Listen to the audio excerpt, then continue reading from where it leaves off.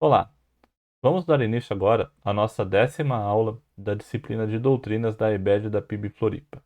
Temos trabalhado esse ano a disciplina com uma abordagem inicial, onde a gente trabalhou a questão da finalidade do estudo da doutrina, e nas últimas duas aulas a gente tem trabalhado doutrinas fundamentais da nossa fé, do nosso embasamento de fé, que a gente já falou ao longo das outras aulas também, mas nessas aulas finais aqui da disciplina a gente tem trabalhado especificamente cada doutrina dessas fundamentais.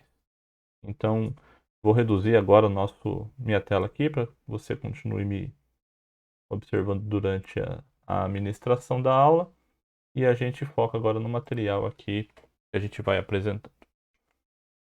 Então, a gente tem trabalhado, o material que a gente tem utilizado são os materiais baseados aqui no principal livro de Sã Doutrina da Nove Marcas.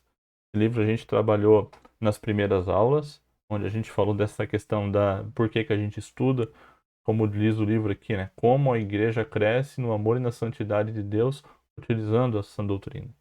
E agora a gente tem trabalhado forte a questão das doutrinas que a gente já dá aqui na PIB Floripa há muitos anos, que são as apostilas de doutrinas 1 e 2. A gente falou sobre a doutrina de Deus, a gente falou sobre a doutrina de Jesus, e hoje a gente vai avançar para a doutrina do Espírito Santo. E aí a gente vai caminhar já para o final da disciplina, o final dessa classe que a gente está fazendo no formato de online. Então, gosto de trazer sempre uma frase que vai permear o estudo da aula de hoje. A frase que eu trago aqui é do C.S. Lewis, e ele fala o seguinte: Deus sussurra em nossos ouvidos por meio do nosso prazer. Fala-nos mediante a nossa consciência, mas clama em alta voz por intermédio da nossa dor. Este é o seu megafone para despertar o homem surdo. A vida cristã é diferente, mais difícil e mais fácil. Então, o C.S. Lewis aqui ele resume um entendimento que ele tem de como Deus vai nos ajudando com as experiências que a gente vai tendo ao longo da nossa vida e como muitas vezes a gente não escuta essa voz de Deus nos orientando, e a gente vai falar dessa voz de Deus como esse Espírito Santo que habita em nós, que é parte da doutrina que a gente vai estudar hoje. E é o Espírito Santo, é Deus falando por nós de diversas formas, e muitas vezes a gente sente uma consequência por muitas vezes não ouvir essa voz. Ou muitas vezes a consequência é a própria voz nos orientando, nos guiando. Por isso que ele conclui que a vida cristã é mais difícil e mais fácil, porque a gente tem sempre esse Espírito Santo que nos guia. Às vezes grita para nos despertar. E a gente vai falar sobre esse Espírito Santo que habita em nós hoje. Então, a doutrina que a gente vai abordar na aula 10 é a doutrina do Espírito Santo. Então, o primeiro ponto que a gente vai fazer, deixa eu só reduzir um pouquinho a minha tela aqui, para não pegar nenhuma parte do material. Pronto.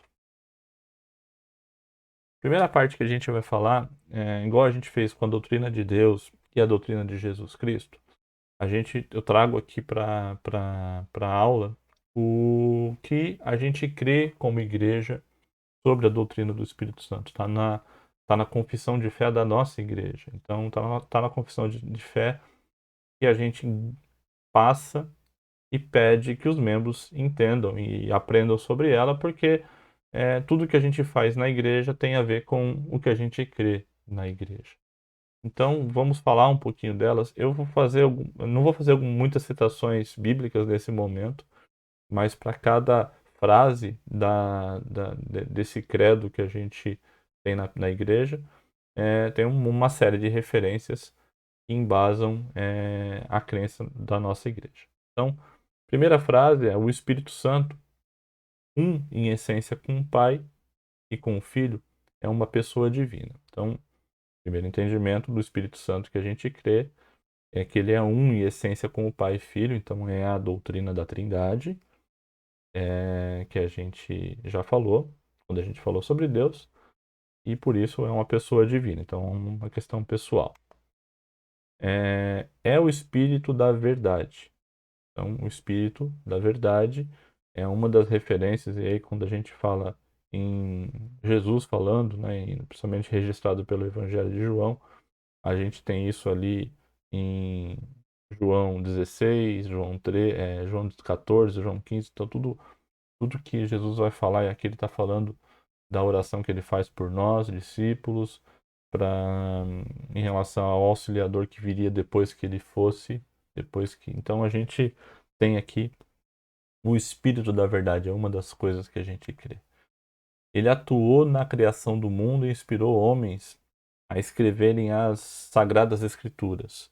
Então, outro ponto importante é que ele está atuando no mundo e inspirando homens a escrever as Escrituras. Então, ele atuou na criação, por isso que está lá em Gênesis 1, 2, já consta uma sinalização de que o Espírito Santo estava presente na criação, e também ele que inspirou os homens, vários escritores que a gente tem na Bíblia, nas Escrituras Sagradas, a escrever a palavra. Então, a gente entende que a palavra foi inspirada pelo Espírito Santo, inspirada por Deus. Ele ilumina os homens e capacita a compreender a verdade divina. Então, quem capacita a gente, eu e você, a compreender a verdade divina é o Espírito Santo. É ele que nos ilumina para isso.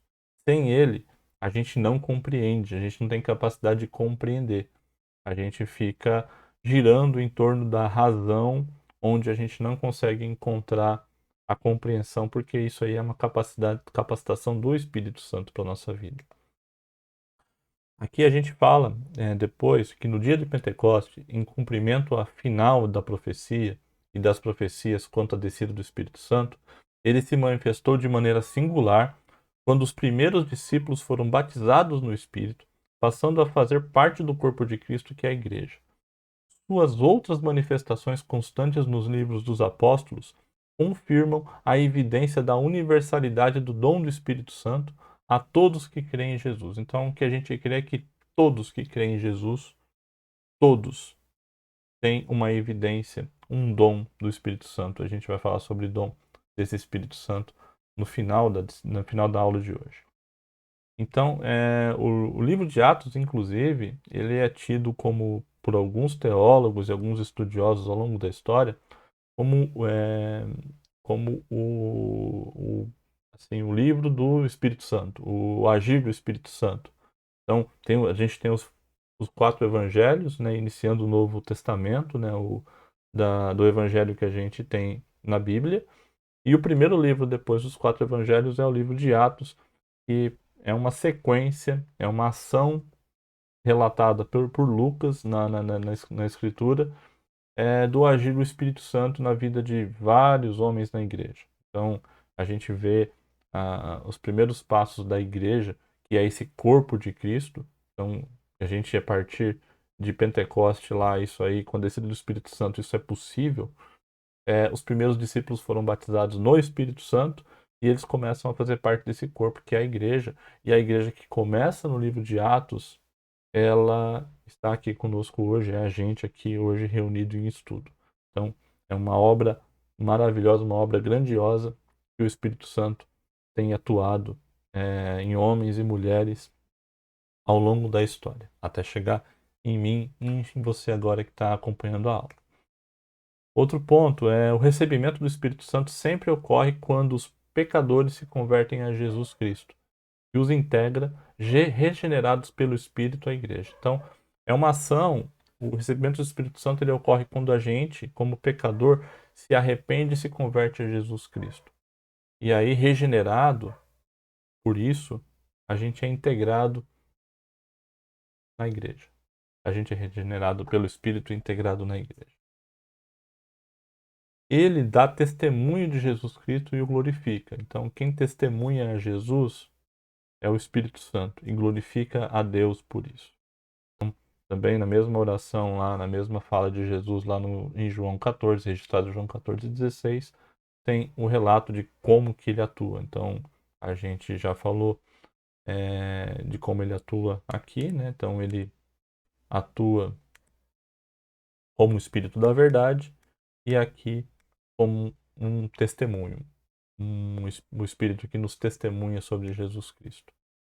Também, falando no mesmo texto, na mesma fala de Jesus em João 16, ele fala que o Espírito convence o mundo do pecado, da justiça e do juízo. A gente crê nisso. A gente crê que é o Espírito que convence o mundo do pecado, da justiça e do juízo. Não vai ser um homem sem a inspiração do Espírito Santo que vai fazer isso.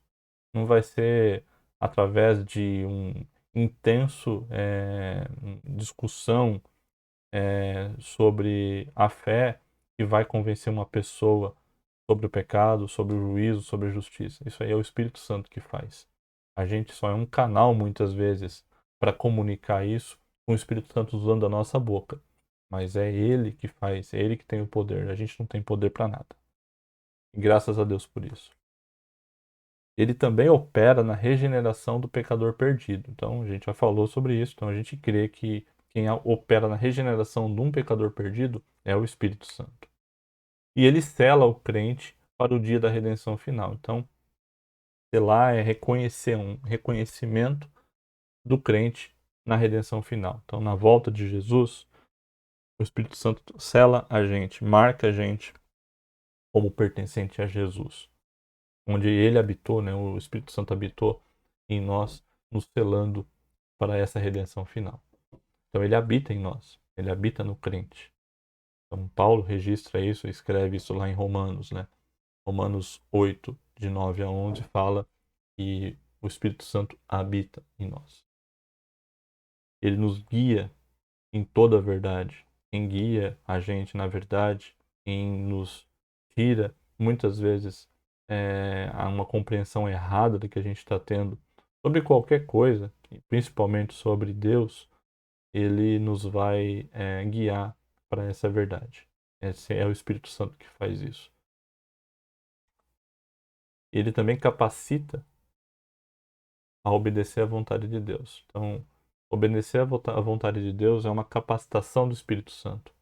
Um homem não quer fazer isso. Qualquer homem sem o Espírito Santo não quer obedecer à vontade de Deus. Isso é uma capacidade que o Espírito Santo dá para a gente. Ele vai nos convencer que é bom seguir a vontade de Deus, obedecer à vontade de Deus. Então a gente crê, também registrado por Paulo lá em Efésios, a gente crê que é o Espírito Santo que nos capacita a obedecer essa vontade. E aí a gente também crê que ele distribui os dons aos filhos de Deus para a edificação do corpo de Cristo, para o ministério da igreja no mundo. Então, toda a formação de uma igreja, qualquer igreja, Deus reconhece as carências da igreja, as carências daquela comunidade e vai distribuindo dons para a edificação da própria igreja.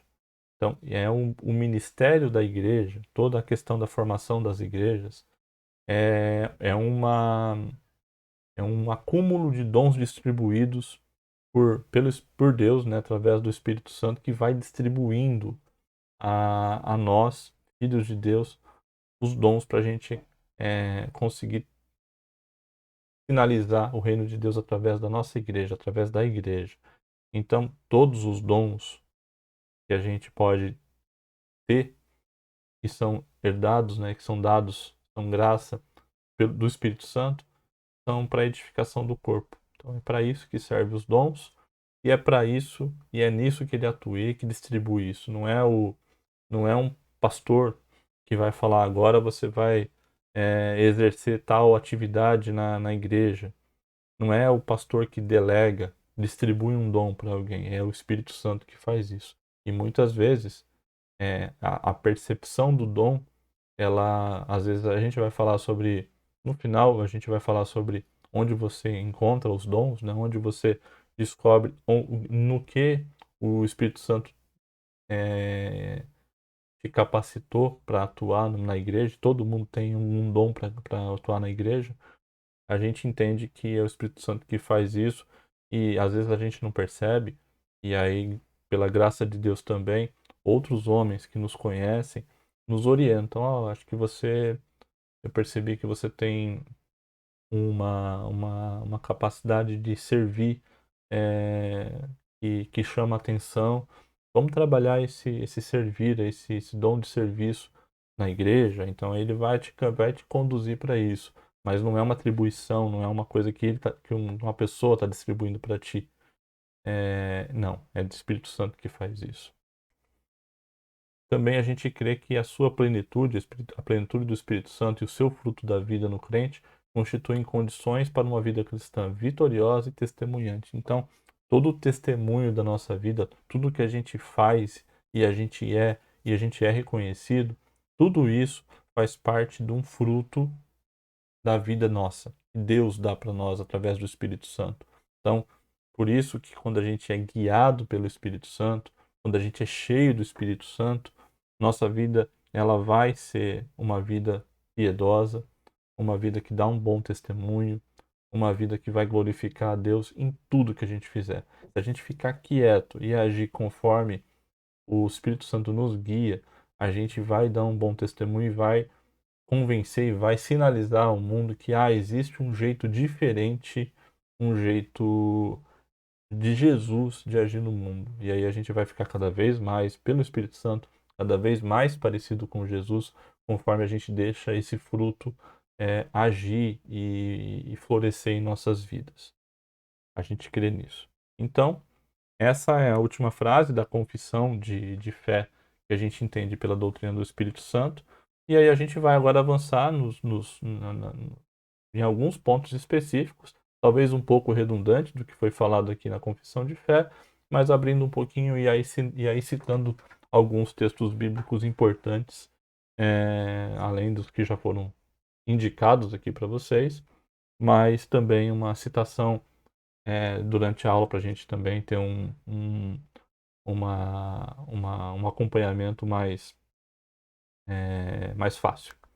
Então, quem é o Espírito Santo? Então, quem que é esse Espírito Santo? A gente já falou no começo da declaração de fé. O Espírito Santo é a terceira pessoa da Trindade divina. Então, ele é um em essência com Deus e Jesus Cristo. Portanto, ele tem todos os atributos e personalidades da divindade. O Espírito é Deus em nós.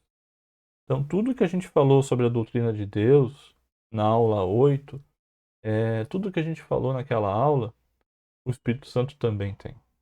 Porque o Espírito Santo ele tem todos os atributos de personalidade e divindade. Por isso, algumas coisas são específicas do Espírito Santo, dessa pessoa da Trindade, e outras coisas são essências, são atributos que Deus tem e, por consequência, Jesus também tem e o Espírito Santo também tem.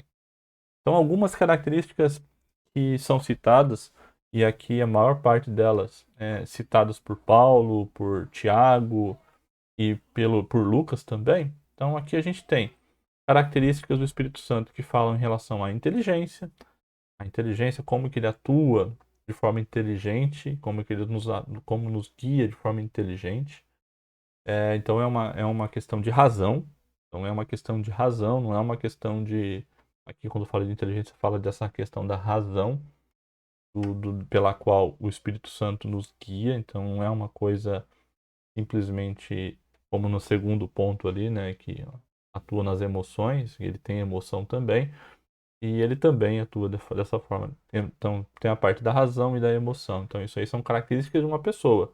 E é isso que a gente está falando aqui, é uma personalidade, né? Então, ele é onde que o Espírito Santo se assemelha a uma pessoa. Até porque quando a gente foi criado à imagem e semelhança de Deus.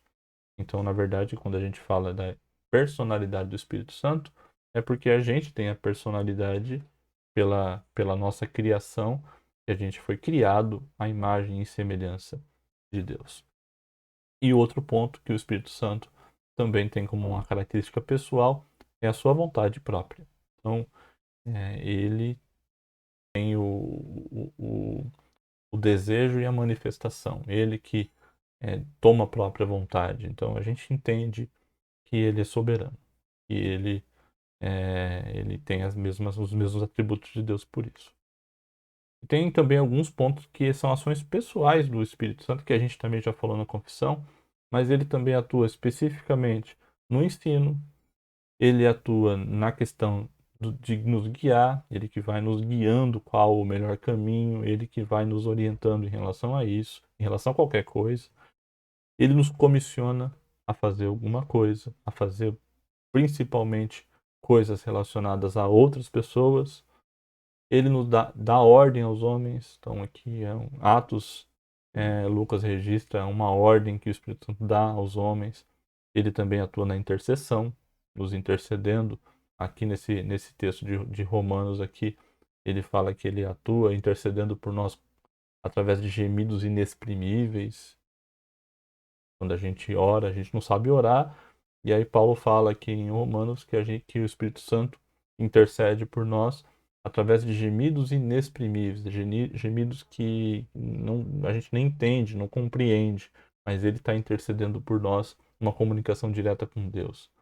E o Espírito Santo fala. Uma ação pessoal, ele fala. A divindade do Espírito Santo, a gente falou da personalidade, agora a gente fala da divindade. Ela é provada pelos seus nomes. Então, todos os nomes relacionados à Trindade e os nomes que relacionam às obras divinas. Então, são provas, né, da divindade, porque a gente crê que o Espírito Santo é Deus. E também é provada pelas obras dele. Então, de novo, alguns pontos, né? Gênesis 1:2, provada na criação. Pedro fala sobre a inspiração do Espírito Santo. Lucas registra lá, na verdade, fala sobre Cristo, né? Gerar Cristo em sua encarnação. Jesus fala que o Espírito Santo convence o homem, então ele é ele que manifesta o convencimento no homem, ele que regenera o homem, ele que consola, ele que intercede, como a gente já falou, e ele que santifica, como Paulo fala em Tessalonicenses. Então, essa prova da divindade é as obras. Isso é uma obra de Deus. E é uma obra de Deus realizada pelo Espírito Santo. Quando a gente fala de provado pela Trindade, tem 3 textos aqui que aí eu fiz questão de acompanhar. O primeiro texto é o texto de Atos, aqui então um relato, uma história que aconteceu quando Ananias e Safira foi entregar uma oferta para a igreja, né, e venderam um terreno e deram parte do dinheiro desse terreno para a igreja, e finalizando que tivesse entregado tudo, não era necessário entregar nada, não era necessário fazer nada. Mas aqui o que aconteceu foi que Barnabé fez uma oferta generosa para a igreja, vendeu tudo que tinha e entregou, e Ananias e Safira tentou fazer a mesma coisa, só que reteve um pouco dessa oferta. E aí Pedro chega em Ananias e fala: Ananias, como você permitiu que Satanás enchesse o seu coração a ponto de você mentir ao Espírito Santo e guardar para si parte do dinheiro que recebeu pela propriedade? Ela não lhe pertencia? E depois de vendido, o dinheiro não estava no seu poder? O que levou você a pensar tal coisa? Você não mentiu aos homens, mas sim a Deus. Então, ele mentiu ao Espírito Santo. Então, o que ele fala? Comecinho aqui, ó.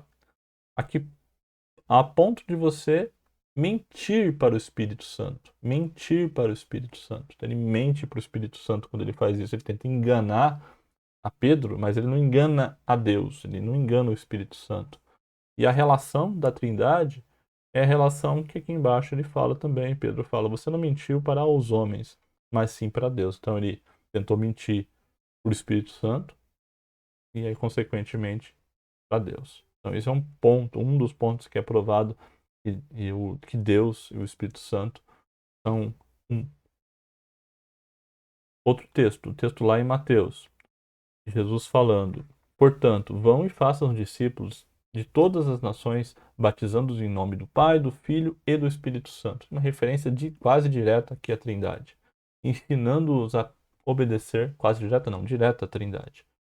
Ensinando-os a obedecer tudo o que lhes ordenei, e eu estarei sempre com vocês até o final dos tempos. Então, é Deus falando que estará conosco até o final dos tempos. E a gente sabe, ao longo do ministério de Jesus, principalmente naqueles textos de João 14, 15 e 16, que Jesus ia com o Pai e depois que ele fosse, ele mandaria o Espírito Santo para habitar em nós. Então é Deus conosco até o final dos tempos, é o Espírito Santo conosco até o final dos tempos. Então, registrado por Mateus, por a fala de Jesus, e aqui registrado por Paulo, uma compreensão também dessa trindade a pertencer o Espírito Santo. Que a graça do Senhor Jesus Cristo, o amor de Deus e a comunhão do Espírito Santo, comunhão do Espírito Santo, estejam com vocês, com todos vocês. Então, uma saudação aqui que Paulo faz no final do livro de Coríntios. Então, outro ponto, né? A obra do Espírito Santo no Antigo Testamento, aqui isolando, a gente já falou sobre a obra, as obras a prova, né, do Espírito Santo pelas obras aqui, ó, pelos nomes, pelas obras. Aqui, a material aqui, a apostila da PIB, separa no Antigo Testamento e depois no Novo Testamento. No Antigo Testamento, a obra, né, a ação do Espírito Santo está relacionada à criação, à vida, está relacionada à ordem das coisas, à beleza das coisas e à preservação das coisas. Muito relacionado aqui no livro de Salmos. Então, os salmistas, sempre relatando esse agir do Espírito Santo na vida do povo que os judeus da época. Quando a gente fala também das Escrituras Sagradas, então a obra revelada na Escritura Sagrada, então toda a Escritura Sagrada é uma obra do Espírito Santo que está presente na revelação, na inspiração bíblica, na inspiração, desculpa, eu repeti ali desculpa, não repeti não, tá certo.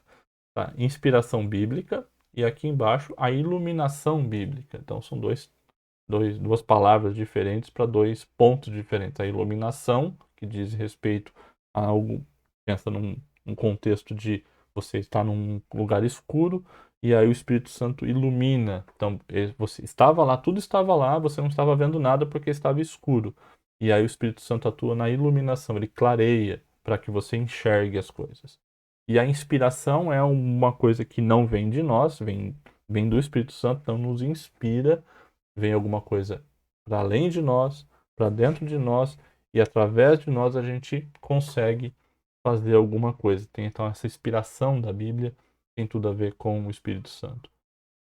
É também revelado que é nas Escrituras como ele convence o homem do pecado, da justiça e do juízo, como ele regenera o homem, como ele batiza todo regenerado ao corpo de Cristo, e a questão do Espírito Santo nos preservar e nos selar, falado aqui por Paulo em Efésios. Essas são as obras do Espírito Santo nas Escrituras Sagradas. E como que ele faz isso? A questão da atuação na igreja, no dia a dia da igreja, no dia a dia da minha e da sua vida. Então, ele distribui isso aqui, é um dos pontos principais na manifestação do Espírito Santo numa vida comunitária, numa vida de pessoas se relacionando, é quando ele distribui os dons espirituais na vida das pessoas. O que é um dom espiritual? Quem recebe? Então, o dom espiritual, uma definição tem o que é? Primeiro, aqui embaixo, é uma capacidade sobrenatural concedida pelo Espírito de serviço, do Espírito Santo para o serviço. Então, há uma capacidade sobrenatural, graça, é uma graça, um dom, receber dom e graça a gente estuda isso na disciplina de dons, mas não é muito difícil de você entender.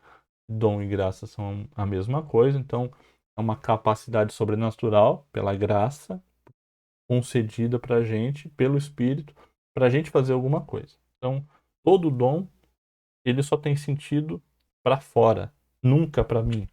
É sempre para fora, é para o serviço.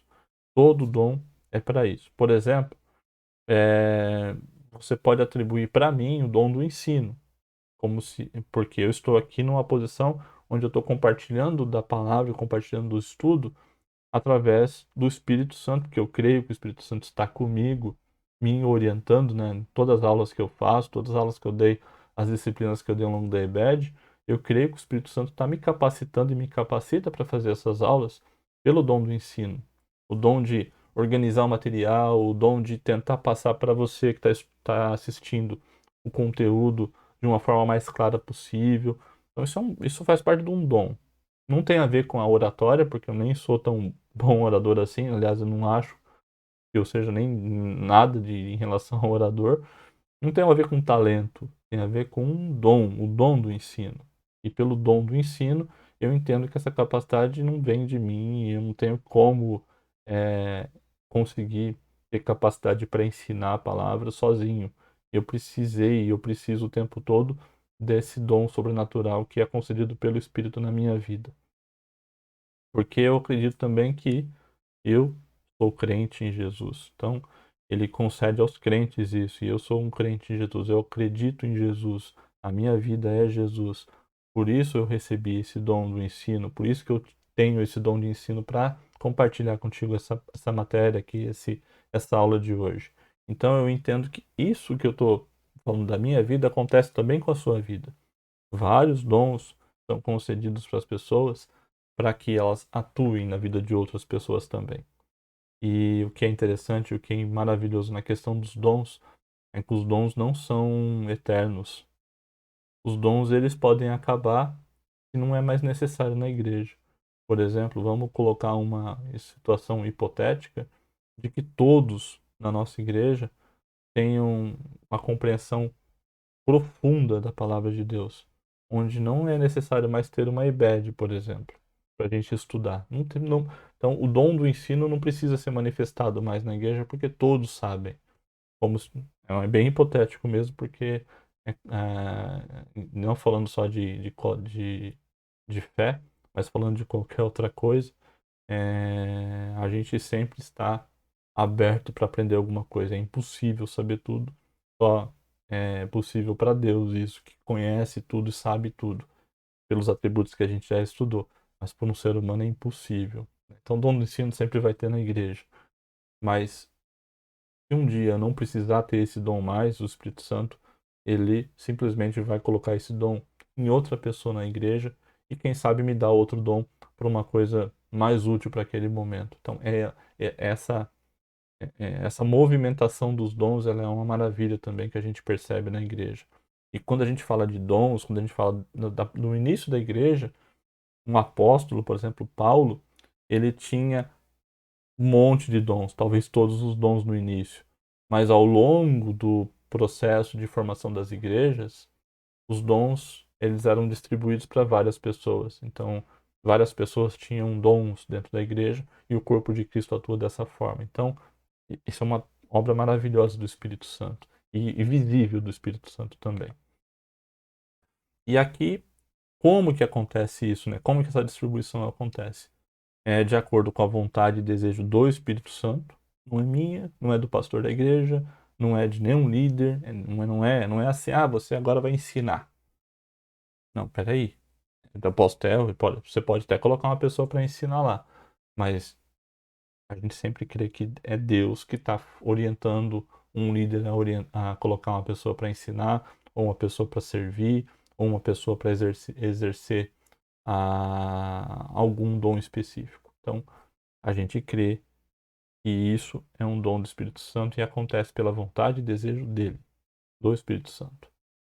E também um dos propósitos, o propósito principal da distribuição de dons não é exaltar homem nenhum, e sim a necessidade que existe da edificação do corpo de Cristo. Então, o corpo de Cristo precisa ser edificado para sinalizar o reino de Deus, e a necessidade dessa edificação faz com que o Espírito Santo atue na igreja, distribuindo dom para várias pessoas. E ele é dado aos crentes. Todo cristão tem pelo menos um, Pedro fala. Todo cristão tem pelo menos um dom.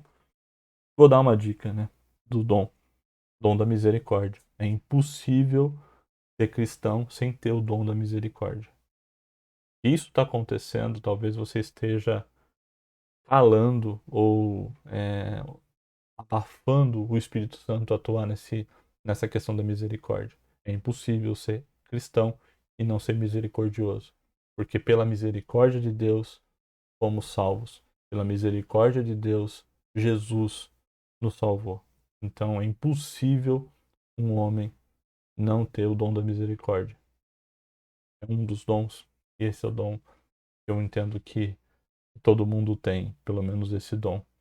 Agora, se não atua nesse dom, talvez porque a preocupação da sua vida seja outra, talvez você mesmo. E o dom da misericórdia, como qualquer outro dom, é para o próximo, é para outra pessoa. E isso é fundamental para a vida de todo mundo. E é um dos principais pontos onde Deus é sinalizado para fora da igreja através da nossa vida. Alguns textos específicos, né, sobre como funciona a questão dos dons, ou até a lista de dons, na verdade, textos bíblicos que falam sobre vários dons que a gente tem, estão presentes aqui nesses textos de Romanos, Coríntios, Efésios e Pedro. E recomendação para quem não fez essa disciplina ainda, a gente tem a disciplina que hoje está sendo ministrada pelo Júlio, também no mesmo formato que o meu aqui online. Ele tem dado a disciplina, uma disciplina que eu já dei na igreja também, já dei junto com ele, inclusive, e é uma disciplina que vai falar sobre dons, buscando e tentando fazer com que cada um de nós entenda qual o lugar que Deus está colocando e o Espírito Santo está distribuindo um dom para que você atue, para que você viva para o outro, não viva para si mesmo. O principal ponto de um dom não ser manifestado, não ser percebido na vida de uma pessoa é quando ela só olha para o espelho e ela não olha para a janela, para o mundo para fora. Então, uma dica importante, as aulas também são todas lá gravadas, é importante acompanhar, ter curiosidade. A doutrina nos ensina isso, buscar a compreender a palavra e chegar na parte de dons e entender que dom que eu tenho e que dom que a igreja precisa e que dom que o meu bairro, minha casa precisa para que Deus seja glorificado e para que Deus atue em qualquer lugar, iluminando e inspirando você para que você faça isso. Então, uma dica final aí para a gente finalizar a nossa aula é assistir e acompanhar e estudar também sobre dons, porque isso é obra do Espírito Santo, na doutrina do Espírito Santo que a gente estudou hoje nessa aula agora. Então, para finalizar, a plenitude do Espírito Santo, né? Outro ponto dessa obra, como que ele é pleno. A plenitude do Espírito Santo, estar cheio do Espírito Santo significa ser controlado pelo Espírito Santo. Esse texto de Efésios é maravilhoso. Ele fala que não se embriagueis com vinho, que leva à bagunça, à libertinagem, a coisas ruins, mas deixem-se encher pelo Espírito, como se você ficasse embriagado com o Espírito, como se o Espírito te dominasse, porque na verdade a bebida alcoólica, no caso da embriaguez aqui, ela domina as pessoas. O que Paulo está falando nesse texto maravilhoso aqui, e depois ele vai falar como que ele atua num casamento, numa educação de filho, num serviço, vai falar como que uma pessoa guiada por Espírito Santo age ou deve agir. E é maravilhoso. Aqui é só o começo. Recomendo você ler de Efésios 5:18 para frente. Mas aqui falando é a questão do domínio mesmo. Então, não se deixe dominar por uma coisa mundana, uma coisa ruim, uma coisa que vai te levar a uma coisa ruim, uma coisa que vai te levar a uma coisa que vai te, redundante aqui falando, mas uma coisa que vai te levar para um abismo, para a morte. Não faz esse caminho. Faz o caminho ao contrário, se enche do Espírito, se deixe guiar pelo Espírito. Aí você vai ter uma vida de plenitude, uma vida piedosa, uma vida que faz sentido e vai ser manifestada no casamento, vai ser manifestada na educação de filhos, no meio profissional, em qualquer lugar que você vá. E ser controlado pelo Espírito Santo é uma ordem ao discípulo de Jesus e produz semelhança com Cristo. Quem nos leva a ser cada dia mais parecido com Jesus é o Espírito Santo. Então, ser controlado pelo Espírito Santo é uma ordem para a gente conseguir produzir essa semelhança com Cristo.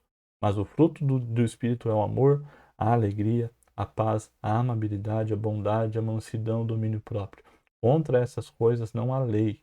O que é isso? O que é isso? Que isso aqui não é dom.